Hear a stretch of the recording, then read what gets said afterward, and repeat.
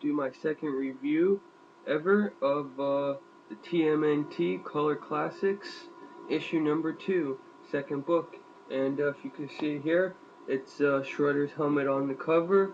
Nice reflection of the turtles. On top we see Donatello holding, I believe, what is called this bow stick, and Raphael and the other turtles. Now, excuse me if I lose my train of thought here. Like I said, I'm scripted for this review and stuff, but I'll still end up losing my train of thought and everything. But anyway, to continue on, this comic is going to be full of spoilers, so if you plan to pick up the comic, you might not want to read it, or if you don't care about spoilers, then continue. But it's going to have some pretty major spoilers. Anyway, to start off, in this comic, you have the first appearance of April O'Neil, which I don't think you hear her go by the last name or whatever, you just hear her go by April, and Dr. Baxter Stockman, and the first appearance of the Mousers. And if you don't know who any of those are, you're going to shortly. Starts off with the Turtles and Splinter fighting while Splinter's trying to watch some TV. And then here you see Splinter's watching on the news Dr. Stockman and April creating the robot known as the Mouser. Now, these Mousers were created by Dr. Stockman to eliminate the city's rat problem. These robot Mousers can they eat up to 5 rats at a time, and they actually eat the whole thing. I'll show you guys a picture here in a second. All fathers care for their sons. There's the laboratory of Mousers that he has he's creating.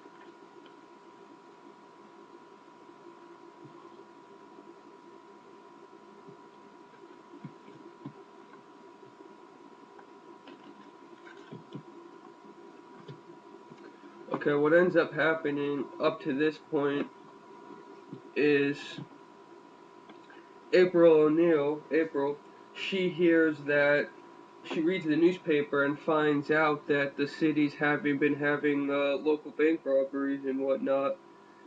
And from how it's described, she suspects and is suspicious that Dr. Stockman is using the Mousers for evil and robbing these banks. Turns out she was right. Dr. Stockman admits to her and confesses that he's using the Mousers to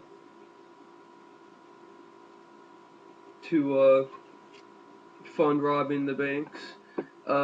They were only supposed to be funded for a certain amount, and if you saw in the previous picture, that whole laboratory was because that's where he was getting the money to fund more of them.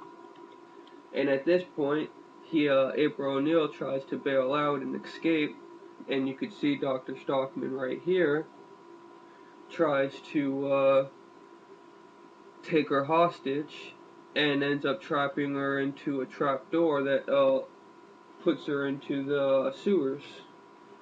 We all can guess where that's going to go. Then, while she's running through the sewer, the Mousers, he programs the Mousers to go and kill her. And there we have the Mousers. And I love the Mousers. I never seen the Mousers. Before TMNT, I knew who April was from the second book, but I never knew who these Mousers were from the comic book. And I gotta say, they're a really pretty neat character. A robot to kill the rats, that's there's a nice picture of April running into the turtles. Try to get some of this glare out. Then anyway, This part reminded me of the movie, even though the rest of it comes off like I forgot. I haven't seen much of the second movie, so I forgot. Maybe in the second movie the Mousers are introduced, or maybe Stockman is. I'm not sure, but I know in the first one he's not. But I know in the first one April passes out, and this part reminded me of the movie when she first meets the turtles and passes out, and then wakes up. And then when she wakes up, Splinter and the gang of turtles tell her the story of the origin of turtles, which right here, Raphael's telling you it's in issue 1 to get the origin of Splinter and the turtles, which is great. That's in my review before this if you want the origin, which a lot of people know already. A lot of people don't know anything about this.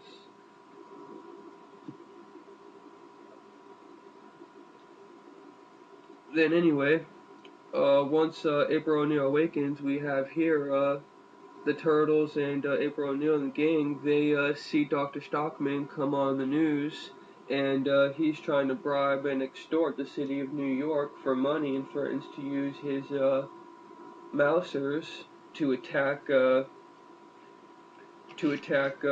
high priority type buildings and stuff. He even makes mention in this to saying that one of the World Trade Centers will topple. It's pretty funny. I find that funny considering this comic was made in the 80s, and he says one of the, well, actually it's not that funny, but it's ironic, I guess you could say. Anyway,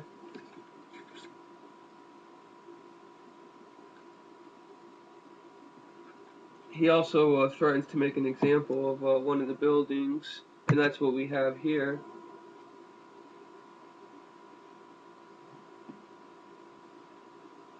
Right here, he blows up a building as an example.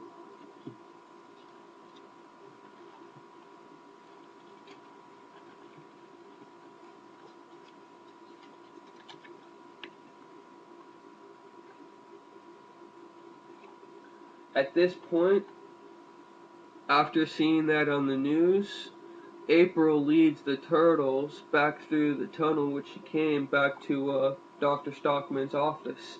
As they get to Dr. Stockman's office, to get to him, right as they're about to stop him, he sets a self-destruct mode on the computer that is in his office that April O'Neil led the Turtles back to. Once he set that self-destruct, it sends all the Mousers to come attacking them.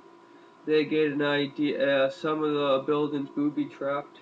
They get an idea to get some explosives and blow up part of a section to buy some time. Her and Leonardo, April and Leonardo. I guess Leonardo is the turtle who's good with electronics and tech and stuff, because him and her, they try to try to hack it or create a virus, and then eventually they try to blow the transmitter and to try to destroy the signals to the Mousers coming to attack and whatnot. And that's the whole thing. This whole self-destruct thing, I'm pretty sure, is like the Mousers, I guess, trying to attack, and possibly the building, I guess, explode too. I'm not exactly sure. But there's some nice blood picture of the. Look at that. It's like apparently these Mousers have blood in them from the rats. It's freaking awesome. Then anyway, at the last second, that was a really nice splash page of the turtles attacking the Mousers.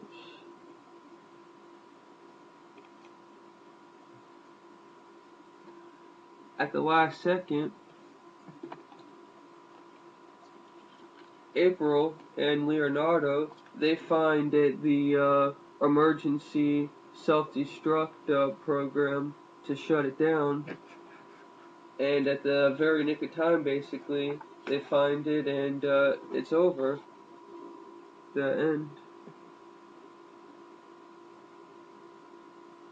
Now, I just want to say a couple things real quick. I want to go back and show you in the beginning when these mousers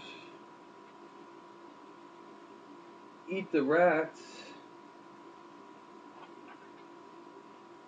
you could see the blood dripping from the mouse. It's pretty sweet looking.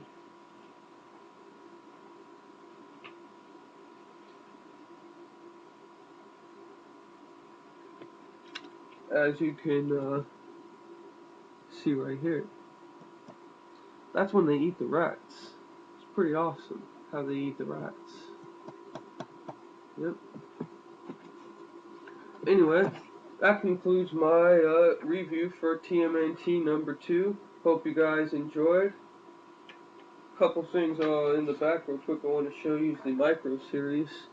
I might pick up the singles or the trade paperback to these. I really want to. I really want them bad, but it's hard to get all the singles, and I was already forced to get a trade paperback of the new series, which you're going to see me reviewing soon. So if you guys like this review, stick in for the trade paperback of the new series.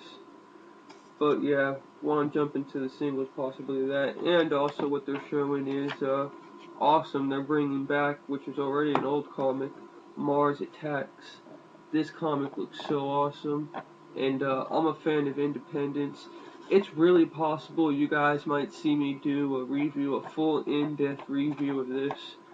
I won't do, I'm not going to be doing unboxings anymore, but if I do get it, you guys will see me do a whole review on that. And that looks like it'll be an awesome read. I'll have to see, because I really don't want to get something all drop like I have with DC and Marvel. But anyway, that's all, folks. I'm rambling on. Enjoy my review. Peace, folks.